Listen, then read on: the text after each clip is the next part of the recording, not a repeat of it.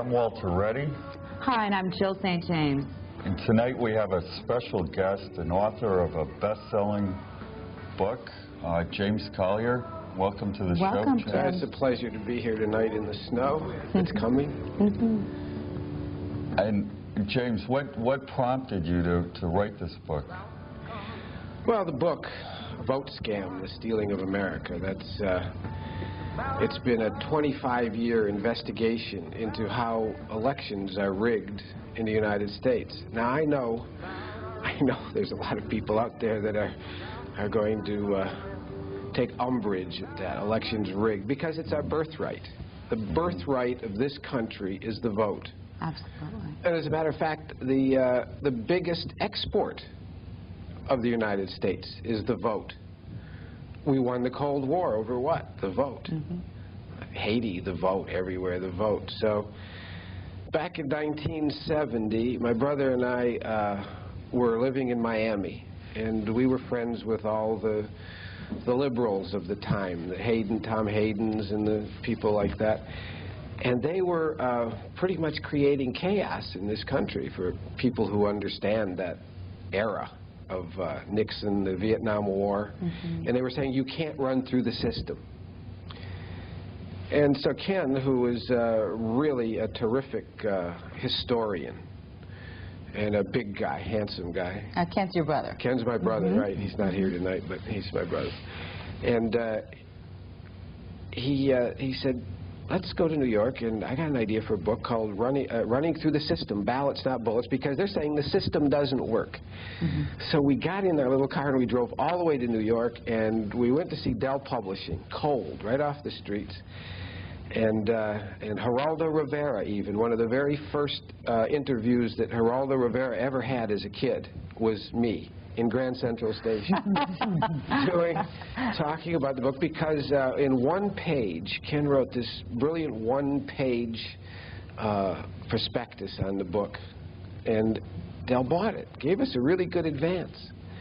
And so we went back to Miami, and we did it. Ken ran for Congress against Claude Pepper, who was the father of Social Security, 70 years old, and people hardly ever ran against him. He'd raised $3 million to run unopposed.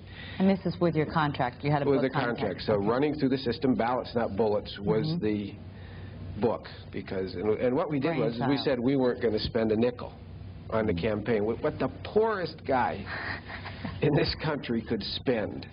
And that's what Dell liked that. No advertising, no radio, nothing.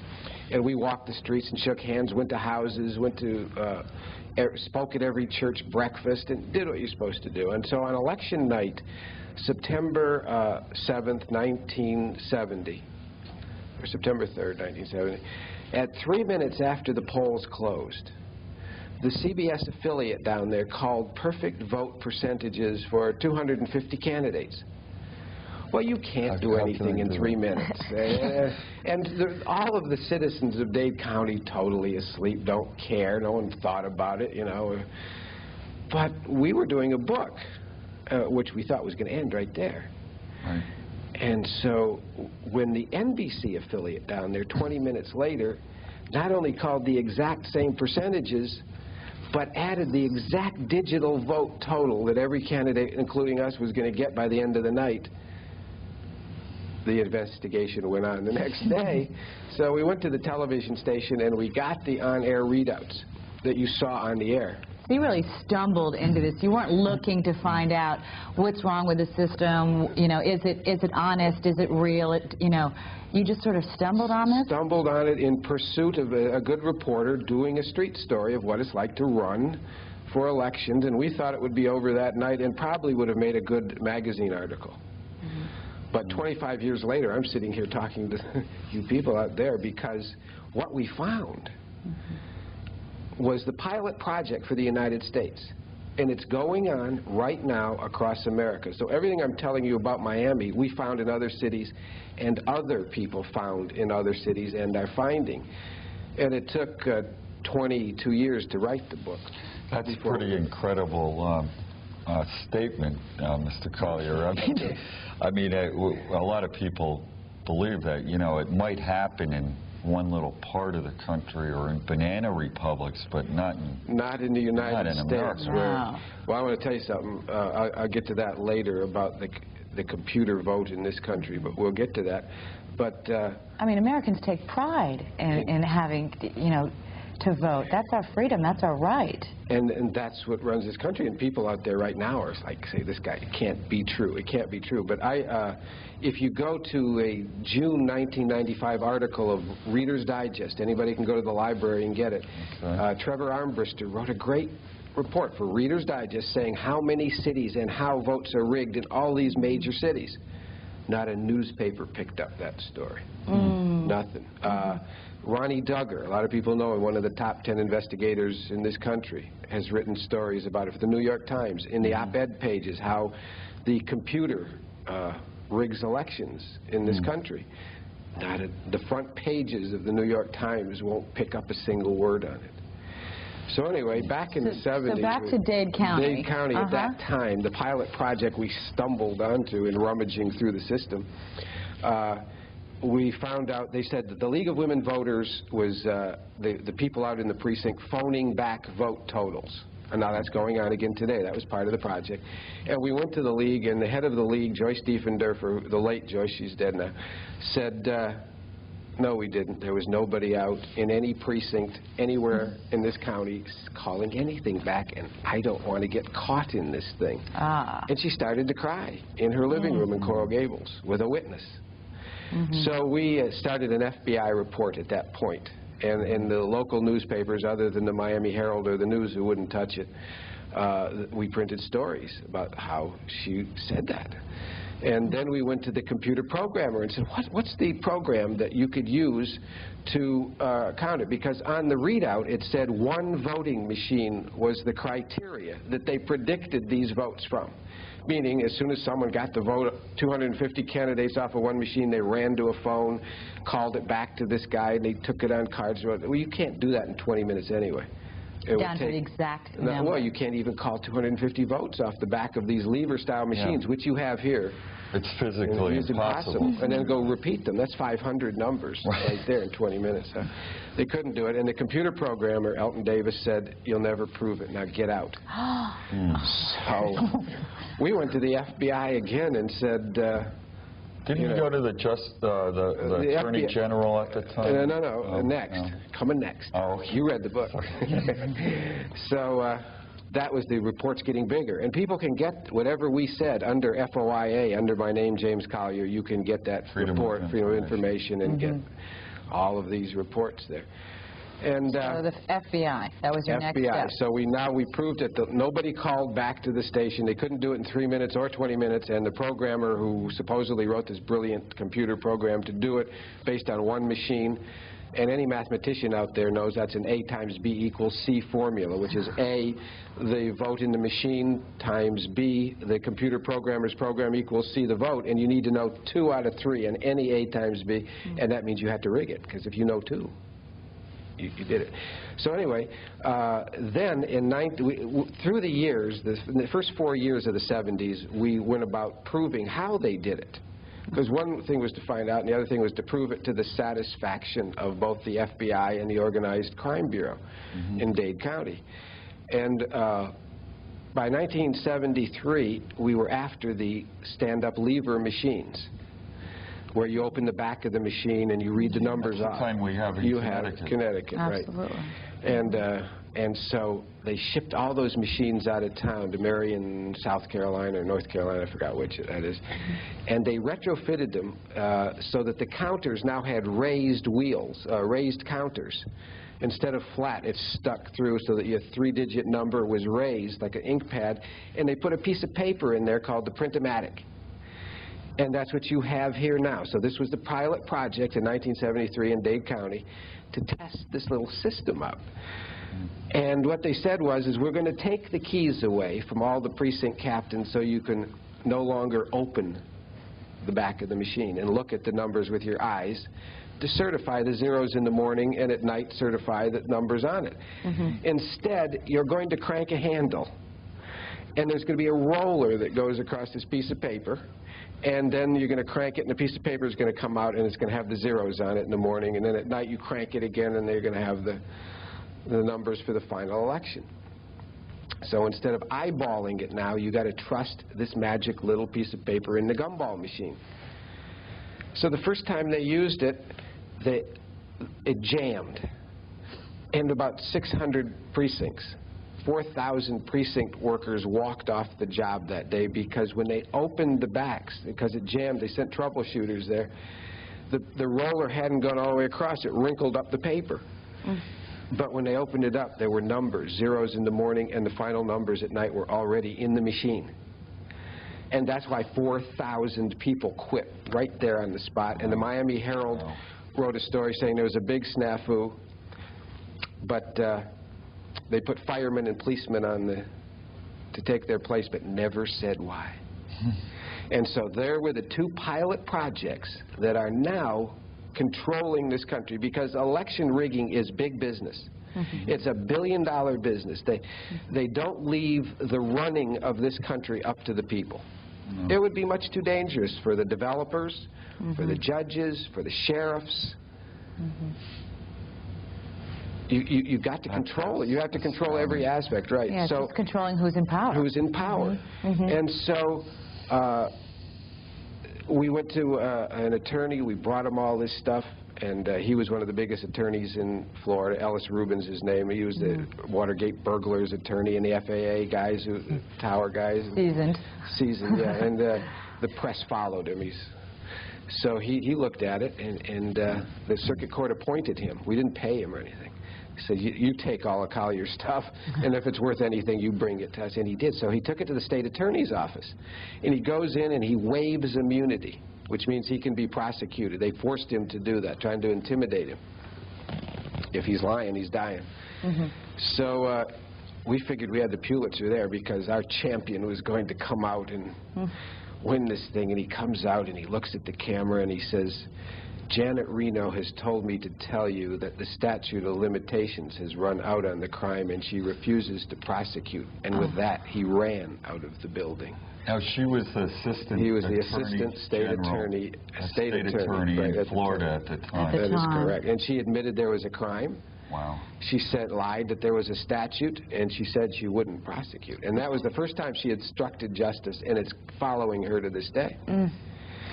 But your attorney, Ellis Rubin, really knew that you had a case. Oh, he did, but whatever. He fought for you, and he went, putting his name on the line. Yeah, up to that point. And then something frightened him away. Whatever it was to this day, he's not told us, and we don't have it in the book. We tell the story, of course, but... And in the book, it's like he's driving off, and you're like running after the car or something. Like, right. Wait a second, wait a minute, what did I say to you? And my brother, what is it? And Alice was like stared straight ahead. Right? I don't want it. Yes, I they traumatized him. Janet Reno traumatized this man. So that was the beginning of the story. And it would have been the end, because the next years... we had to survive, and we didn't know where we were going with this. What about the FBI? You said that you had The FBI had all this, right, but the FBI is the investigative branch of the Justice Department. They cannot initiate lawsuits. So in 1972, we went to the Justice Department. This was prior to this, 2 years into the investigation. And we saw a guy named Craig C. Donsanto, who's still there to this day. He was a young man then. He's growing old in the job, and his job is to make sure that vote fraud prosecution on a federal level is never going to take place. He's the stopper in the bottle. And so we went to Craig, and he saw all of this stuff, and of course nothing happened, and that's when we first learned how corrupt the Justice Department is, and that's how Janet Reno is there today protecting Craig. One of the biggest reasons, and we testified at Janet Reno's confirmation hearing. Oh, we tried to. They wouldn't let us. We testified at Antonin Scalia's, but we'll tell you that at the end of it. Would they let us on that one? And we even sued Scalia. But that's ahead of the story. Anyway, in 1982, the Republican National Committee put out a reward offer saying, we know there is election rigging in the United States, and they put that out through all the newspapers in the United States, Army newspaper, everywhere, saying, we will pay $5,000 for every arrest and conviction you can get of a person tampering with the vote. So we were told that the League of Women Voters, one more time in Dade County, was up in this secret counting office out in the Everglades in a bunker-like three-story building. And this is in 1982. 1982, right. Nothing happened between there 74 and 82. It was pretty dormant, except that we got the FOIA files in there and saw that our stuff was all in there. And but in 82, this is the tape that we previewed. This is the tape you're all about to see, which I'm going to tell you about in a minute. We were watching it. It's quite famous tape, as a matter of fact. Pat Robertson paid $2,500 just to show this once on his 700 Club back in 1987. But anyway, we were told that the League was up in this counting chamber in the dark of night in the Everglades there, and nobody could ever get in. You couldn't get past the guards, the dogs, the TV cameras, the Metro cops, the sheriffs, and everybody there, and you had to have ID to get in. Well, that's illegal. Everybody in this country should be able to see how their vote is counted at every step of the way, and that's really what I'm here tonight. No secrets. All right, I think they've got, can we oh, here we are. Turn up the sound on that? Looking at a monitor here. Yeah. Now, could you narrate it? This is the League of Women Voters. Right. And that's what we're looking at. Can they put up sound on that? Thank you, ma'am. Sound so we can hear what's going on in that monitor? Thank you. That's all you need. All right. Put it right on my hat, too. What we're doing is we're getting in the building, and there's the guards there saying that you can't get in. And right here is a sign that says you got to have ID to get in. We got in. You're following the vote. Right, we're following the vote cards of the ballot. And what we were told, we would be arrested if we tried to get in this building. We got in. And we're going upstairs. And that guard was calling the security officer, the chief officer. And he's on our tail right now. And this is what no one ever gets to see. How the vote is coming. How the vote is coming into this room. And the people to the right there are the League of Women Voters sitting there. And the reason we wanted to get in is we were told that they were punching thousands of holes in the vote card with pencils issued by the election supervisor. And this woman can ask... League of Women Voters ladies here working tonight? She points to her right to deflect us. They're really to our left. And so we go... Explain to us the punching of the holes. We'll get to it, right? You'll see. Now, this is the room where the votes are supposed to be counted, but they're having a big party, and the mayor's there, and all the judges, and everybody's, all the dignitaries, and you're about to pass the BMX machines, which is the ballot multiplexers, they're called, and they're the IBM cards that you vote on go into these machines. And you can see that machine's empty, and that one's empty, and that one, and that one. And we get to this guy here, and this deck has been counted all night. Now watch, he's going to take a card. What does it do? He takes it out and he recounts it. There's a federal offense right there that he did. And the FBI stop-actioned it like that. And he said that card was a phony ballot, the FBI. Oh, and they just knew that it was a phony ballot. Yeah, they could see the holes were running the wrong direction in the count. What happens then? Then what are you doing? Straighten it out and right. Okay. Where are you from? What is your name, sir? Where are you Joe from? Malone. Joe Malone. Yes. I'm from the Home News, Joe. How are you? Okay, fine. Good to see you. You going to be running the BMX cards through the master computer later on? No, Well, who's going to be doing that? that's not the way it works. Maybe you could show us. We'd certainly like to see. Well, this is not the time, not during processing. We have ample opportunity before to... Oh, we would like to follow one of the BMX tapes down into I'm the going to have to basement. ask you to get over on this side and one of this direction. Certainly. Are you the computer chief of this election No, division? I'm not. Who is? Please get over here. You say you're not. Are you denying what you are, or are you? Are you the computer chief? What is your name? My name isn't at issue here. Yours is. What is your position here? Hold over there. What is your position? You want to come on out with me? Sure. What is your name, sir? I'm Officer Savage. I'm get out of the BMX room. What is your name, sir? David Leahy, Chief of the Election Division? I'm not under arrest, am I, sir? No, sir. I'm just escorting you to the door. All right, let me take a photo of who's escorting. Are you ladies from the League of Women Voters? Have you been paid to be here tonight? Or is your organization being paid? Why are you punching out holes? This lady's punching out holes. She's punching holes. Oh, I've got it. Why are you punching holes in that card, madam? Look at her dress. You can see how many cards she's punched. Sure. And she said it didn't go through all the way.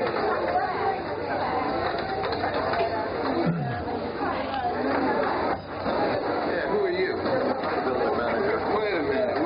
Don't put your left hand over my camera, pal. Who are you? Get him out. Get him out? All right, I'm willing to leave. Do you want me arrested or just Frightening. You want me removed from the building? Correct. Do you want me to stop aiming the camera? Go, come on. I'm going. Okay, I got you. What's your name? What's your badge number? Come on, let's go. Well, you don't need to push. I'm out of the key area. No problem. I'm not violent. That's good. Just looking to find the truth. Yeah, we later went to Cincinnati and found the league using tweezers to do the same thing there. They tried to stop us there, Judge Niehaus in Cincinnati, and Ken ran the camera with the light off, and he got the league, and then we took it to Channel 9 in Cincinnati, and they ran it, and we went to WCKY Radio there, the Jan Michelson show. He's now on WHO in Des Moines, and we went on the next day on his show at 9 o'clock in the morning, although Jan had never met us, but we told him real quick, and he said, come on, and we'll challenge the election supervisor and the state attorney in Hamilton County.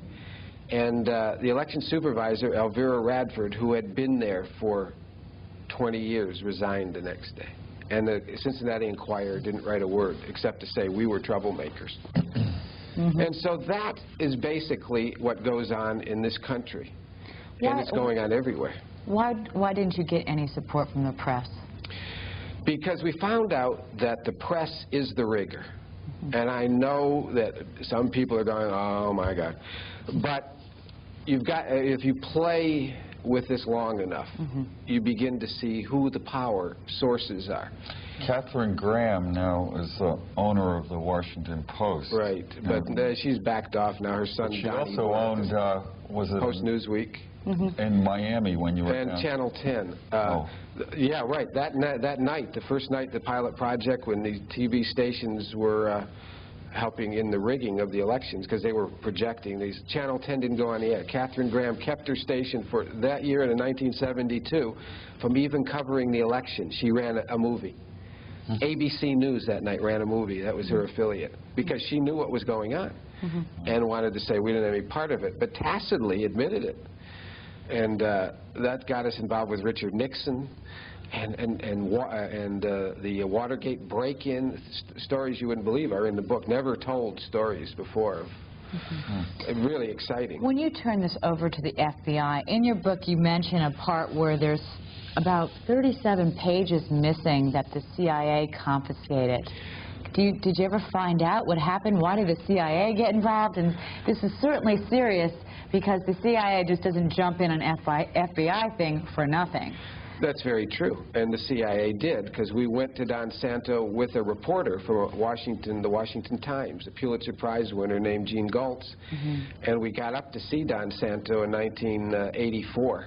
Now he was He's the guy we went to in '72, he's the stopper in the bottle at the Justice Department that Janet Reno is presently protecting, so that vote rigging across the country never sees the light of day, a prosecution on a federal level. And so I lost my track here. What was we were back. We were like up to 82, I think. Right, and we had the video. And that video is what was the National Republican Party that offered it. Oh, and so anyway, we went to Washington with the video. I'm sorry, and And we sued the Republican National Committee because it said in their reward offer they would take us to the Justice Department, and they didn't. They refused. We sued the Justice Department, Don Santo and Williams French Smith. We sued ABC News because Tim O'Brien, their chief Supreme Court correspondent you see on Monday nights, saw the video and the evidence and said, hey, this has got to go on the air, and interviewed the RNC, and then he was told he couldn't put it on the air. From the powers that be. And we sued the League of Women Voters for lobbying them all to keep it off. So basically that happened, and then one of the strangest things in the book, we print a transcript that showed that the heads of, we said, wouldn't it be great if we could prove, because we did it in Miami, that all the conspirators meet in one room? I mean, to be an investigative reporter and prove that all the conspirators meet in one room is really, you know, you're getting all 4 aces in a royal flush. So we got a transcript from what's called CSIS, the Center for Strategic and International Studies, which is the big media they quote from. They use that as the pool that they get everybody from when they have a news, they need a news op thing, and they say, quoting this great official. And what we showed was, in the transcript, which we print in the book, the heads of the Republican National Committee and the head of the Democratic National Committee, Katharine Graham, the heads of all 3 television network news, Roone Arledge and the other heads, Leonard Grossman, the head of ABC, CBS, NBC, right? Kirkland, Richard Nixon's guy, I forgot, Melvin Laird, they all met in the same room and decided how America is to be run. And one of the things they say in there is, the press is not here today, we can speak freely. And they're the press, but they don't look at themselves as press. That's where I was when I lost track. Why the press? The press owns America. And in 1964, they formed a network pool that nobody knows about, or very few, called News Election Services. Right after Kennedy. Right after Kennedy was assassinated. And they said, from now on, we don't compete with each other. We will pool all the information, and we'll have a big board, and we'll all get the numbers. So when you see Brokaw, Rather, and Jennings get on at 7:01 after the New Hampshire primary and say, we're the first, we're the most, they should say, look, there's a board at 225 West 34th Street in New York City, and there's a bank of people on the 13th floor of the World Trade Center, and that's a scam that we're pulling, and we're getting all the numbers off the same board, and they're being fed to us by the League of Women Voters nationwide, who we're paying, and Associated Press, which is part of the pool, and CNN and those people. And so we could just have a Pravda head up there giving you the numbers. And anybody can go to that address and prove that that is true. James, in Florida, are they still using that type of ballot? They're using the computer ballot, and David Leahy is still there. Should be. That was a computer ballot down there? Right. Okay. And here they're using the Print-O-Matic. Well, we have the Print-O-Matic, the lever. Right. But I was speaking to the Secretary of State's office the other day, and his assistant was telling me that the Secretary of State is advocating going to a computer ballot. All right. And he says there's quite a few out there, and it does leave a paper trail. There's one. But if this gets punched in like that, they can tamper with the ballots. Yeah, what they do is they want Sequoia Pacific, which is Jamestown, New York. That's who owns the Print-O-Matic that you have now. There was a woman, when the book came out, from Waterloo, Iowa. She had a public access TV show just like this and was on the school board, and she read it, and they had the Print-O-Matic there in Waterloo and through Iowa. And I said, hey, look, go to them and say, you want to look in the back of the machine.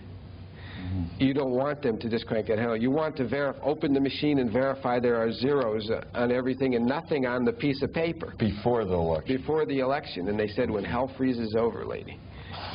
And the Waterloo Courier vilified her like you wouldn't believe, and told people not to read the Vote Scam book, vilified me.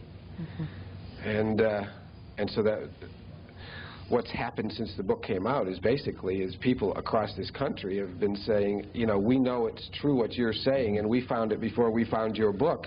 And now, you know, we have the book here we can show to people who doubt this is going on. Right. But like a lady called me the other day, Susan Brenniker.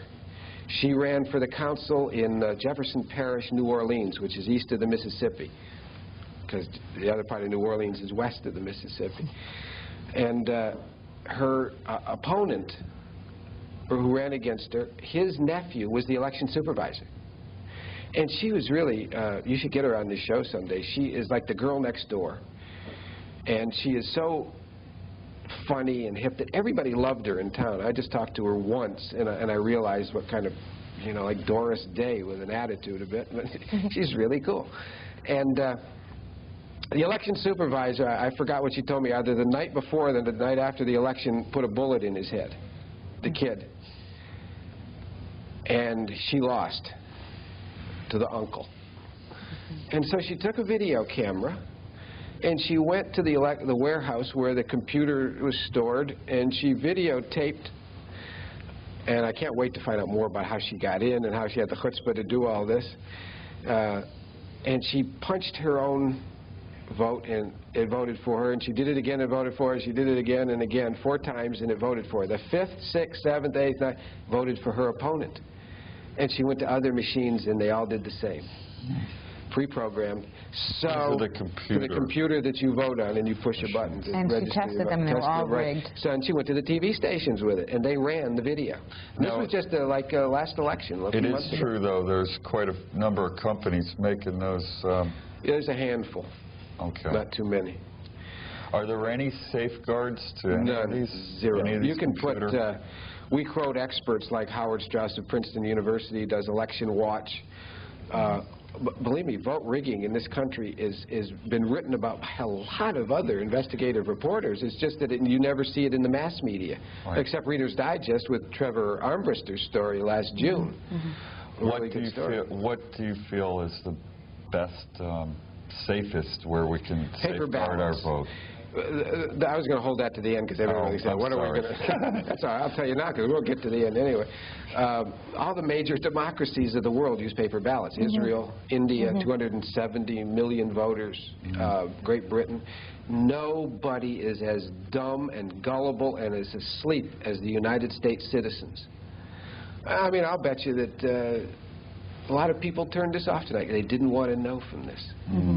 They didn't want to know what they're hearing here tonight, and even their hearing is that can't possibly be. It's shocking. It And really I'm is. saying, you go to your election supervisors in the state of Connecticut tomorrow and say, I want to look in the back of those machines. I want you to show me how the Print-O-Matic works. I want to be able to open that machine. Should be your right. It's your right, absolute right under the Constitution to know every bit of it, how your vote is counted. Yeah. We should not have a secret count, only a secret ballot. In Oregon, they are voting by mail now. That is the sickest thing I've ever heard. And it's not only it's not a secret ballot anymore. They get to know the names, and they're selling the names of the people who vote, and you can go intimidate somebody. And of course, those ballots, nobody watches who counts them. Nobody even knows who's counting them. They can put out any numbers they want, and they want to go to voting by phone. That's the key, though, is the counting. It's got to be done in the precincts, paper ballots, eyed by human beings who care. This country would be so changed if real people got into power, not the people that play ball. It'd be a government of the people, by the people. Because this country is manageable. It's just a corporation. That's all we are. We're all running around. Every city, you go into New York City, it's like going to a giant flea market with people living above it. So you're going in, and there's people quite capable of running the economics of the corporation. But the politicians in there now are ripping us off on every single level. There are people on every level, just the germ warfare that you're about to hear about, that's coming. They're going to tell you that people are flying in from Africa bringing you diseases.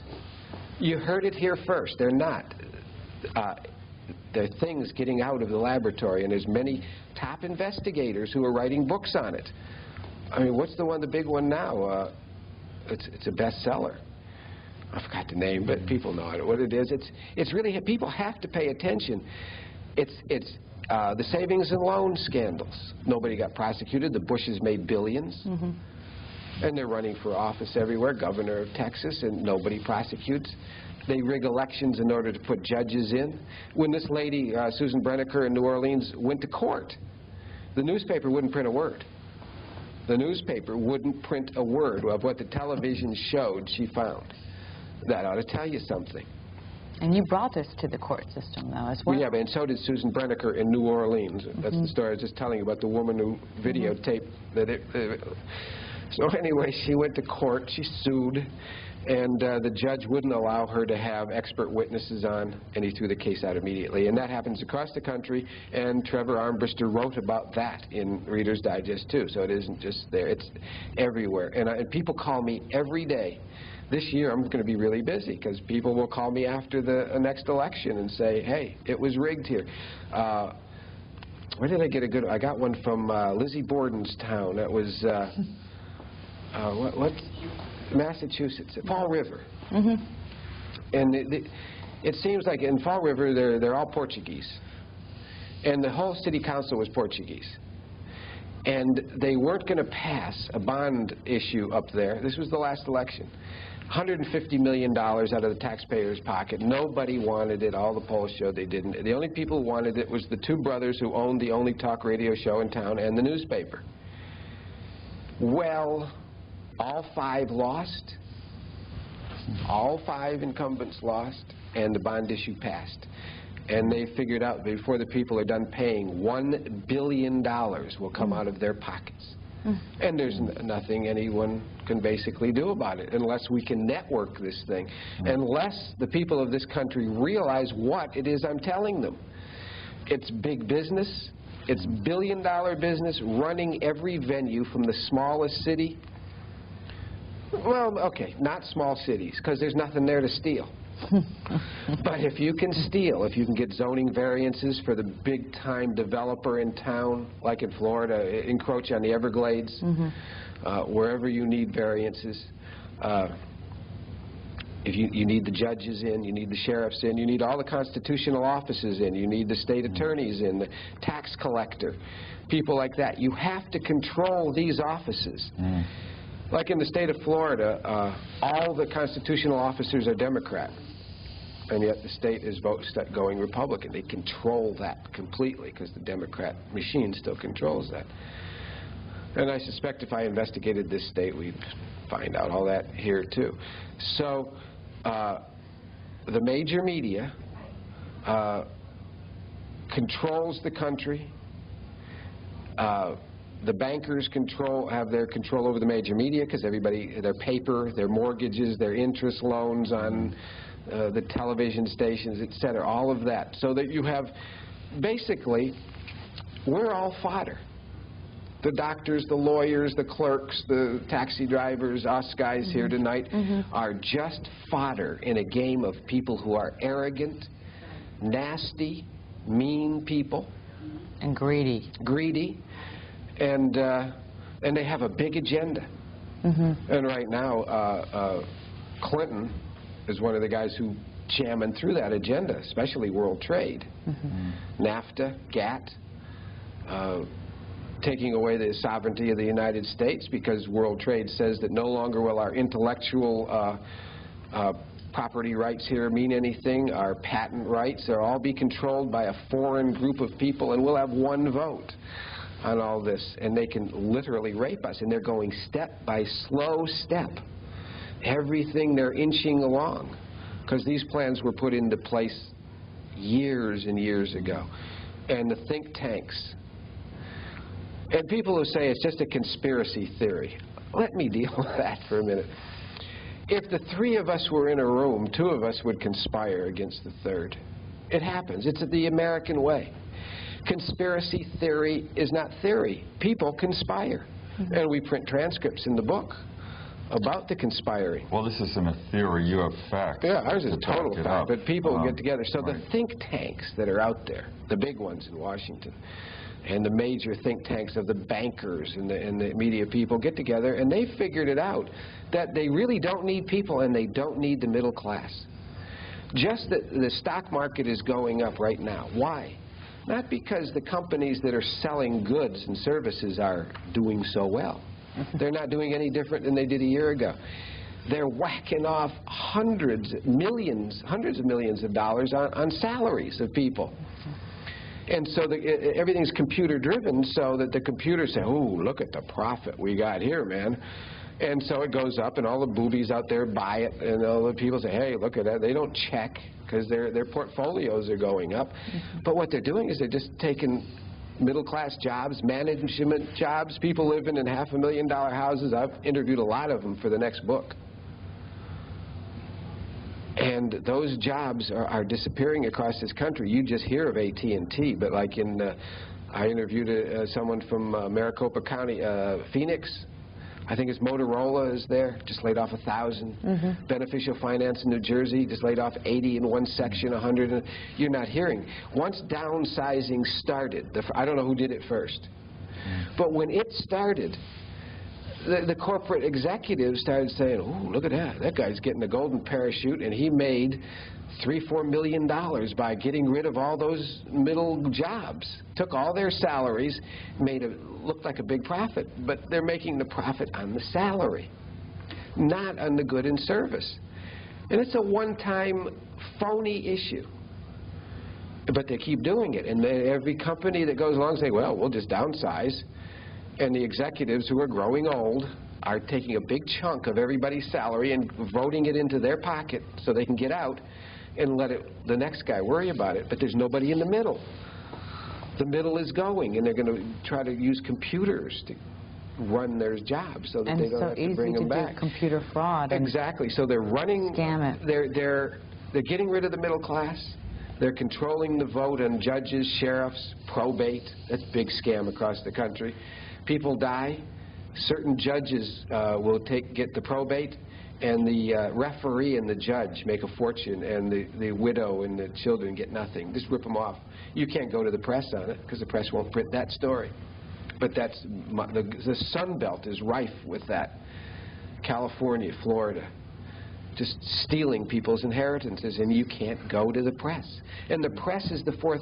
The press was considered by the people who set up this country as the only safeguard left against a government that will, the Founding Fathers said, do this to you. And the press realized that, yeah, when you say, well, conspiracy, wouldn't someone talk? Right. Well, the people in Miami, the 4,000 who walked off the job, got together, and I write about it in the book, and had meetings and went to the Miami Herald, and the Miami Herald said, get out. I read some history on J.P. Morgan back around the turn of the century. We had I think we had hundreds of independent newspapers at the time, and the bankers got together. They decided, well, we got to control the information in order to control the people, and they started buying up a lot of the independent presses. And now they're doing just snowballed. I mean, they're doing it again. They just passed it yesterday, the Communications Act. It isn't just so that the telephone company and the cable company, that's all they're willing to talk about, can compete and bring down your... What was in the bill, it says that there's no longer a limit on how many radio stations can be owned by one owner in a city. And the only way that authors like myself, and there's many of them, and big authors out there who can get the information out, is talk radio across this country. Right.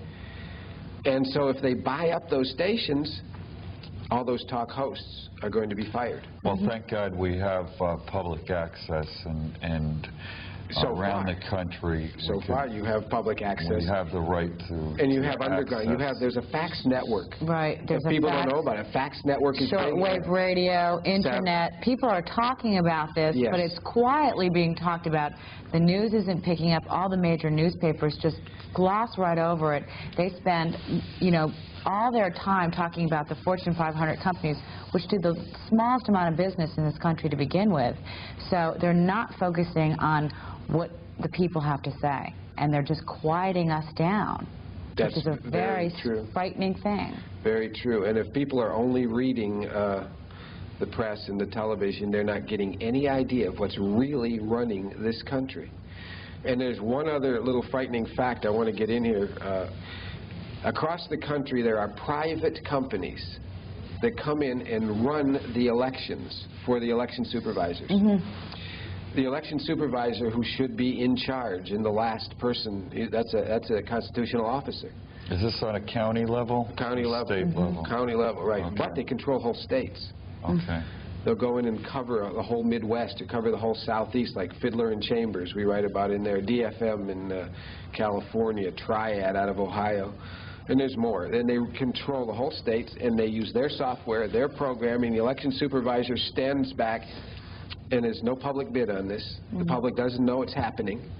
And if you check here in the state, they're probably here too. Election supervisors are living in million-dollar homes. How do we find out who that is? Well, that's the most important part of what I have to say here tonight, Okay.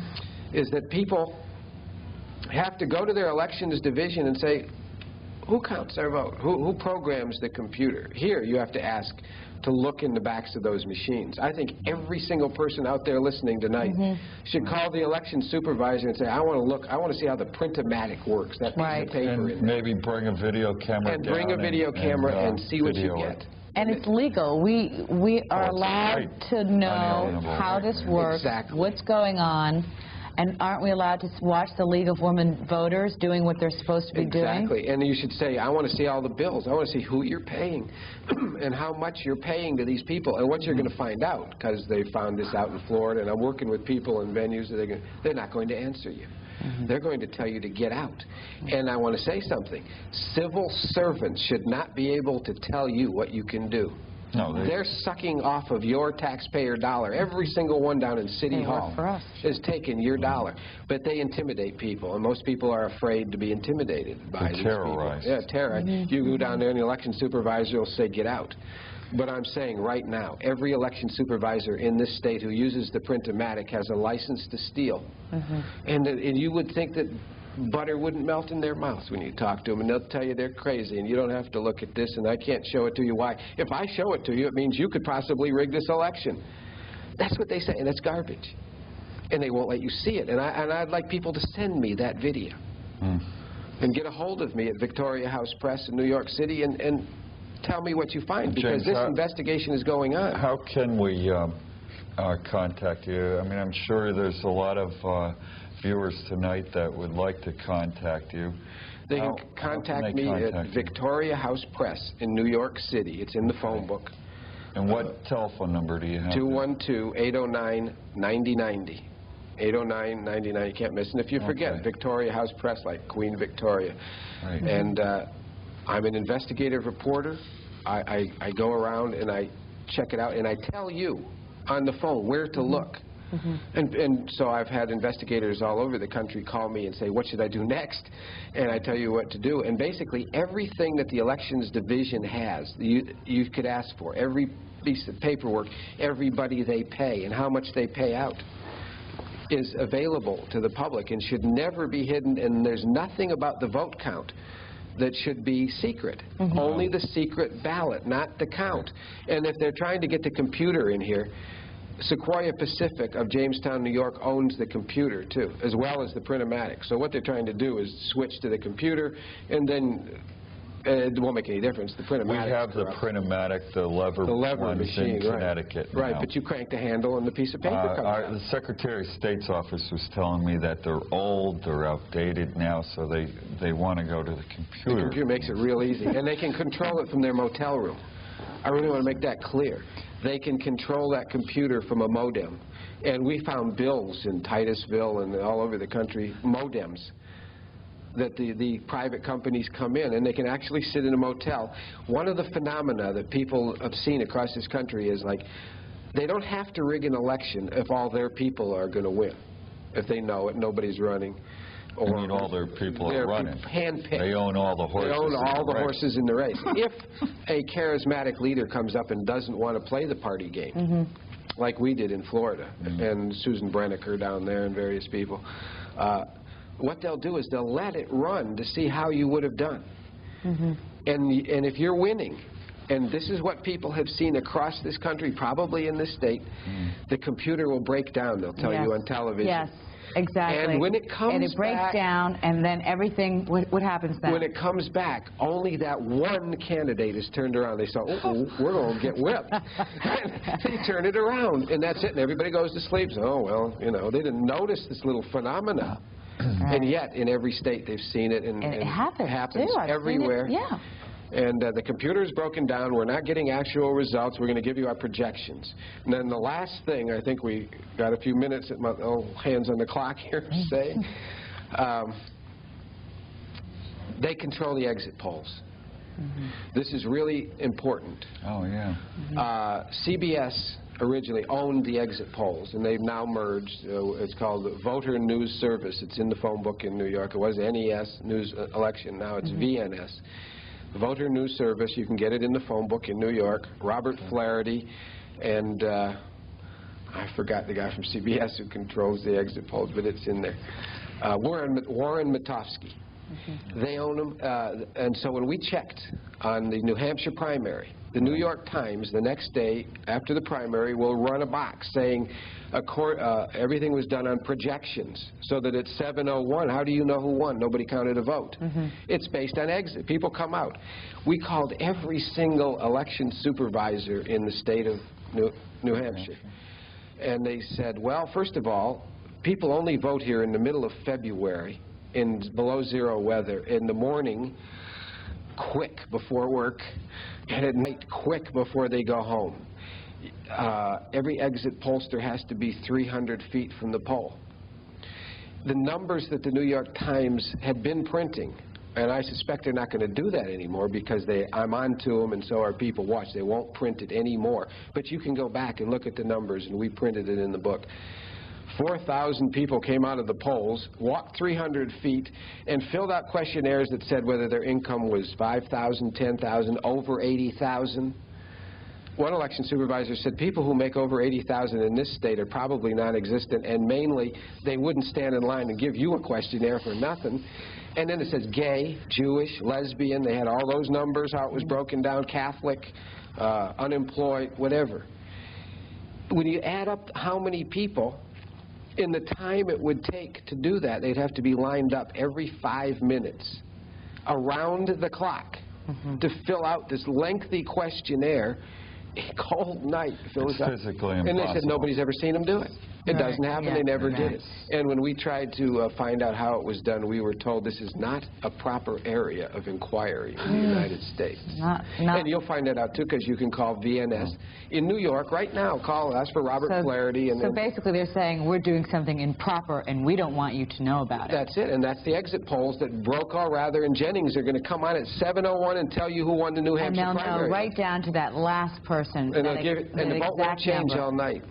I'm old enough to remember when the vote would swing. You'd wait for the farm vote, the out-state vote, the lower state vote, and it would go back and forth, and you'd root. Sure. Right. It doesn't change all night because the numbers are fixed from the beginning to the end, and nothing changes across America. What can we do? I know you have a petition in your book, Vote Scam, to Attorney Janet Reno. Right. The front of the book says, the book that indicts Attorney General Janet Reno. She had me arrested in pursuit of this. It's too late to tell you how, but it's in there.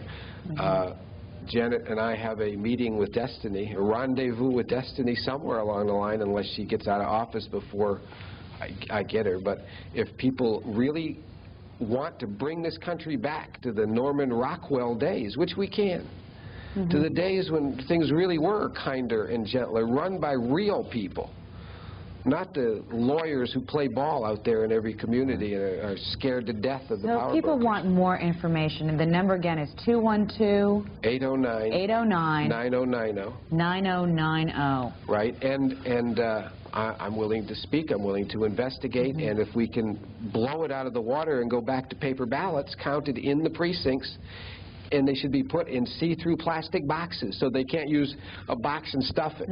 And sit there and have election sciences in high schools and colleges and have everybody care about the vote. It will change this country overnight. But if you don't do it, it's going into the pits of greed that is beyond anything that will... the next 4 years that Revelation said so, for you people who've read the Bible, Revelation said the next 4 years are going to be terrible, and it can be stopped if people really care. Mr. Collier, what exactly, where do you think I have spoken to some state representatives and state senators and asked them to come on, and hoping that they're watching the show tonight, and I want them to come on and address these issues that to ensure the people that we do have... You can't. None of them. They're all beneficiaries, and as long as they got the Print-O-Matic in this state, well, how can, you have to trust what can the people do to the people ensure can that go to court. votes aren't stolen? The people can go down with video cameras like flies. Hundreds of you should go to the elections division. Yeah. You shouldn't just sit home or turn this show power in off. numbers. Yeah. Go down and force them, and when that hand is forced, you should go to the newspaper and say, look, we know you're part of it. You're part of it. You make a fortune every time there's an election. You control the power. The major newspapers, you're saying. Even the local ones. Oh, that are the in control. locals. But the majors are. I mean, I'm sure the Hartford Certainly. paper here and the... I think people know a little bit about this, too, and I All over the think country. it's just overwhelming. It's frightening, and, you know, the establishment has all this power. We need to take the people need to take the power The establishment back. are just guys who put on their pants who would be scared to death if you come after them in numbers and say, we want our vote back. But if you get intimidated by an election supervisor who says, get out of here, and because you're the only one, and you don't have a video camera to record it and show your friends, that's why I wrote the book. I said, show it to people. Let them read the book. It doesn't change. The blueprint's in the book. Well, it's certainly an explosive investigation, and tell us what's next after The vote next scam. is, well, is Vote Scam 2, is the shadow government, and it's what happened after the first book came out and whether the people of this country fought back or not. So what we're doing tonight will be in the next book. Well, I want to thank you, Mr. Collier, for coming on. It was a pleasure having you on, and the information. Once again, I'm hoping, do we have the number on the air that you could put on the screen? Do they have one it? more time if people didn't have their pens or pencils there. But it's Victoria House Press. Victoria House, okay. That's for me. And we'll, believe me, this fight will never end. People ask me two questions. Aren't you afraid of getting killed? Yes. And have you gone to 60 Minutes? And that's how I answered that. The answer is they've tried it, and it's in there. And Mike Wallace has had it. He interviewed me, and you'll be surprised. And when I gave him this book, he said, as far as I'm concerned with this book, Jim, I got permanent Alzheimer's. Vote scam.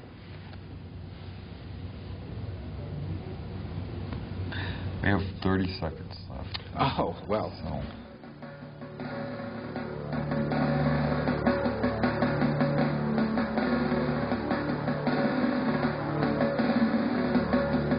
You can hear it in the distance. You can feel it in the air. You can tell the time is coming. You can sense it everywhere. You can see it in the faces. You can read between the lines. Revolution's coming, and the country's on the line. Will you be among the patriots? Will you stand among the brave? Will you heed the call? Give your all. Will you for the USA?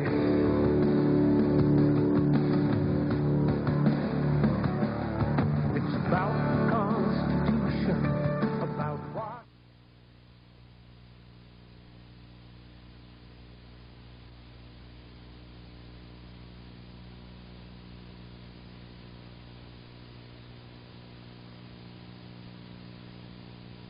The people who have read Vote Scam have requested the